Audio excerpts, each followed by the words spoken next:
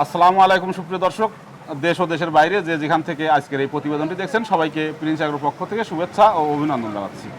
সুপ্রিয় দর্শক, আজকে আমরা অনেকদিন পরেই লতিফ ভাইয়ের খামারে আসলাম। আর লতিফ ভাই সম্পর্কে যারা পুরাতন দর্শক আছেন সবাই জানেন যে তিনি একজন মহিষের পাইকারি ব্যবসায়ী। তো আজকে ব্যতিক্রমধর্মী তার কাছে কিছু গরু দেখতে পাচ্ছি। তো এই গরুগুলোর বিষয়ে আমরা একটু লতিফ ভাইয়ের কাছে জানবো।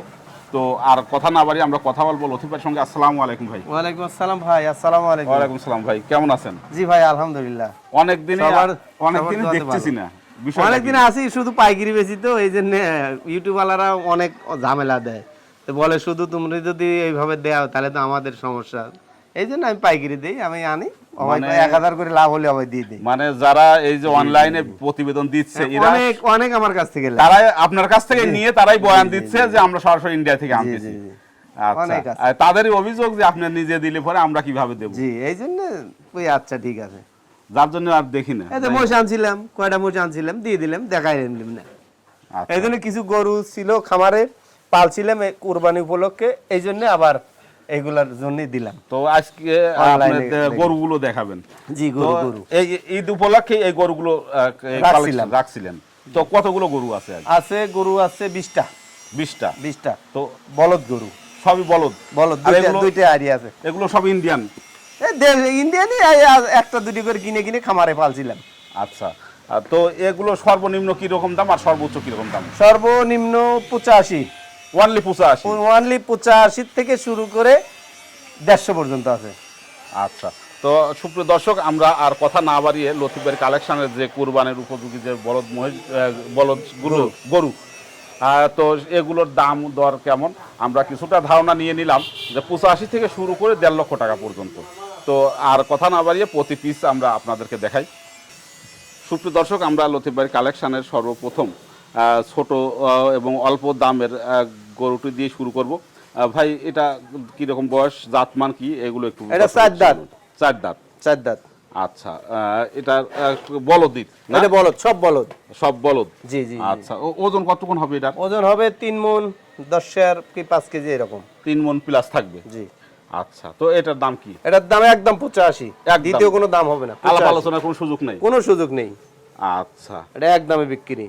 সুপ্রিয় দর্শক, যেহেতু খামারের জিনিস, আমি হিসাব নিকাশ করছি, কয় টাকা খরচ করছি, কয় টাকা কিনছি, এই হিসাবে একদম 85। দ্বিতীয় কোনো দাম হবে না। সুপ্রিয় দর্শক, লতিফ ভাই মানে পাইকারি দাম, সেখানে অনেক সময় তিনি বাটা রেটেই বিক্রয় করে থাকেন বেশিরভাগ ক্ষেত্রে, এবং অল্প কিছু সংখ্যক ছাড় দিয়ে থাকে। তো দ্বিতীয় নাম্বারে এটা বয়স কেমন? এটা 4 দাঁত। এটাও 4 দাঁত। জি। ওজন কি রকম হবে? মাংসের ওজন 4.5 মণ। 4.5 মণ। আচ্ছা, তো এটার দাম কেমন? এটা 40 চাওয়া। 140? জি, 1,40,000। আচ্ছা ভাই, কোনো ত্রুটি নাই তো? না না, কোনো কুরবানির গরু আমি ওই ভাবে বাইসে কিনে খামারে রাখছি। আচ্ছা, যাতে কুরবানির সময় মানে সবাই ভালো জিনিস, সুন্দর জিনিস, দেখতে সুন্দর, ভালো গোস্ত 2 কেজি কম হয়, কিন্তু সবাই চায় সৌন্দর্য আর ভালো, এই জন্য সবার কালার গুলো দেখেন একদম লাল, বাইসে কিনছিলাম। আচ্ছা, এটা তৃতীয় নাম্বারটা? এটা চাওয়া দাম 150। চাওয়া দাম 150। এটার মাংসের ওজন কিরকম আসবে? এটা 5 মণ হবে। 5 মণ হবে না? আচ্ছা, এটা দাঁতে 4 দাঁত। 4 দাঁত। আচ্ছা, তৃতীয় নাম্বার গেল। চতুর্থ নাম্বারে এটা? এই যে দুইটা আইডিয়া। এটা 1,25,000। 1,25,000? জি। ও মাংসের ওজন কতক্ষণ আসবে? মাংসের ওজন 4 মণ আপ। 4 মণ প্লাস। দাঁতে? ওটার দাম 110। দাঁতে কয়টা? 2 দাঁত। আচ্ছা, আর ওটা 4 দাঁত। ওটা 4 দাঁত। এটা 4 দাঁত। জি। মাংসের ওজন কতক্ষণ আসবে? ওই 4 মণের মতোই, একটু কম হবে। এটার দাম কত? ওটা 110। 110।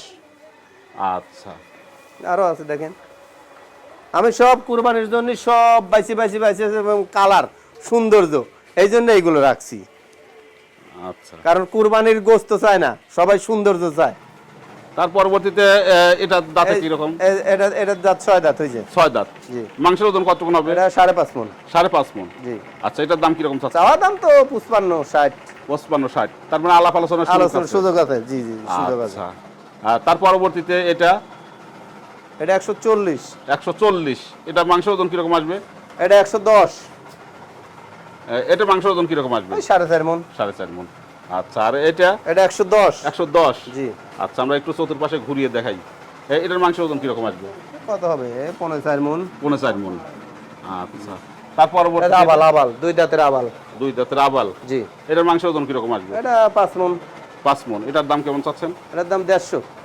150। আলাপ আলোচনার সুযোগ আছে? হ্যাঁ, হালকা আছে। সবগুলোতেই কিছু কিছু যেহেতু আলাপ আলোচনার খামার সুযোগ কোনো আছে। ভাই যদি কোনো পাইকারি ভাই যদি আমার কাছ থেকে নিয়ে যায় তবুও দিয়ে দেবো। পাইকারি দামে যদি মানে নিয়ে যায় ক্ষুদ্র তাহলে ব্যবসায় যদি নিতে চায়। জি জি জি। আচ্ছা আচ্ছা। আর যদি যখন বেচা কিনা হবে না একদম ঠেকে যাবে তখন লাস্ট সিজনে আমি ঢাকা এই আচ্ছা। উদ্দেশ্যে রাখিছি এই গরুগুলা। Last season-এ সৌন্দর্য ঢাকা। ওখানে লাস্ট সিজনে ঢাকা। আর যদি কোনো পাইকারি ভাই আসি নেয় তো পাইকারি রেটে দিয়ে দেবো, সমস্যা নেই। আচ্ছা। তখন আর ঢাকা যাবো না। দেশেই হলে পরে আর ঢাকা দেশে যাবো না। দেশে বাড়িভাড় থেকে হয়ে গেলে আর কোথাও যাবে না, 2 টাকা কম বেচবো, বাড়িভাড় থেকে বেচবো। যখন বিক্রি হবে না তখন ঢাকা। আচ্ছা। ইনশাআল্লাহ। সুপ্রিয় দর্শক, ভাইয়ের কালেকশনে আরো যে গরুগুলো আছে এগুলোর দাম আমরা একটু জানার চেষ্টা করি। পরবর্তীতে ভাই এটার ওজন কিরকম হবে? এটা 5.5 মণ। 5.5 মণ। জি। দাঁতে? দাঁতে 4 দাঁত। 4 দাঁত। তো এটার দাম কেমন? স্যার ওই একই রকম 4 দাঁত 6 দাঁত সব 4 দাঁতে কিনছিলাম, কত 6 দাঁত হয়েছে কত 4 দাঁত। আচ্ছা আচ্ছা। এগুলো সব 55 করে চাওয়া। সব 55 করে জি। চাওয়া। এই গড়ে সব 55। গড়ে সব 55 পাইকারি করে দাম চাওয়া। একেবারে। তাহলে পাইকারি দাম না, এর ভিতর কিছু কম কিছু আছে। কম বেশ করা যাবে। জি জি জি। পাইকারি আচ্ছা। নিলে তার হিসাব আলাদা। আমি তো খরচ করছি, কিনেছি, সেই সব পাট খমলা দিছি, তারপরে ঘাস খাওয়াইছি, সব হিসাব নিকাশ করে তো আমার একটা হিসাব আছে, এই কয় টাকা হলে লাভ হবে, এই কয় টাকা। এটা চাওয়া দাম 55 করে, তারপর আলোচনার সুযোগ আছে। আচ্ছা, আমরা তো দর্শকদেরকে তাহলে এটা খালি গরু আপনি দেখেন দেখা যায় কত সুন্দর তারপরে লাল যদি- কালার করে মিল করে কিনছে, এটা দেখেন। হ্যাঁ, কালারগুলো একেবারে অ্যাকুরেট। জি জি। কুরবানির সবাই কুরবানির উপর হ্যাঁ, এগুলো সবাই দেখেন পছন্দ করবে, ইনশাআল্লাহ। সবাই পছন্দ করবে। যারা মাঝারি সাইজের কোরবানি দেওয়ার ইচ্ছা পোষণ করছে তারা এগুলো অবশ্যই পছন্দ করবে। কারণ এই কোয়ালিটির মালগুলো মিলানো কিন্তু খুব কঠিন। কারণ আপনি যে কোয়ালিটিটা জি, কালেকশন করছেন জি।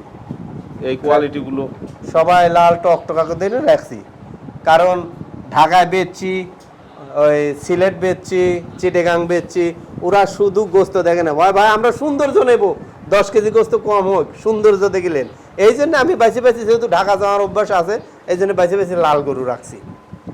ইনশাল্লাহ আল্লাহ যদি তৌফিক দান দেয়, এখান থেকে যদি হয় এখান থেকে বিক্রি করব, আর যদি না হয় লাস্ট পর্যায়ে ঢাকা নিয়ে যায় বেচবো। সুপ্রিয় দর্শক, আমরা লতিফ ভাই মানেই জানি যে পাইকারি দাম। তো উনি সবসময় মহিষগুলো পাইকারি দামে বিক্রি করে থাকেন। তো ঈদ উপলক্ষে তিনি যে বলদ গরুগুলো সংগ্রহ করেছেন এগুলো পাইকারি দামে বিক্রয় করবেন। তো যদি কোনো মাঝারি ব্যবসায়ী বা ক্ষুদ্র ব্যবসায়ী সংগ্রহ করতে চান তাহলে ভাইয়ের কাছ থেকে এসে সংগ্রহ করতে পারবেন।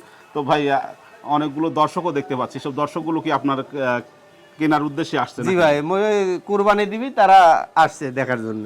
আচ্ছা, তো তো- ফোনে যোগাযোগ আছিল, ভাই গরু টরু আছে নাই, বললাম আছে, বলদ আছে, খামারে তো পালিছি, আসেন দেখেন। আচ্ছা, তাই তো আসছে বড় ভাই। আমরা একটু দর্শকদের সাথে পরিচয় করে দিই। ভাই, আপনার নাম কি, বাড়ি কোথায় একটু বলবেন? বাড়ি হচ্ছে গান গুরদাসপুর থানা, গুরুদাসপুর, এই নাটোর জেলা। নাটোর জেলা। আর ভাইজানের আমার নাম মোহাম্মদ মুনসুর রহমান, আমার বাড়ি তালবাড়িয়া ধারবাড়ি ইউনিয়ন, গুরদাসপুর থানা, নাটোর জেলা।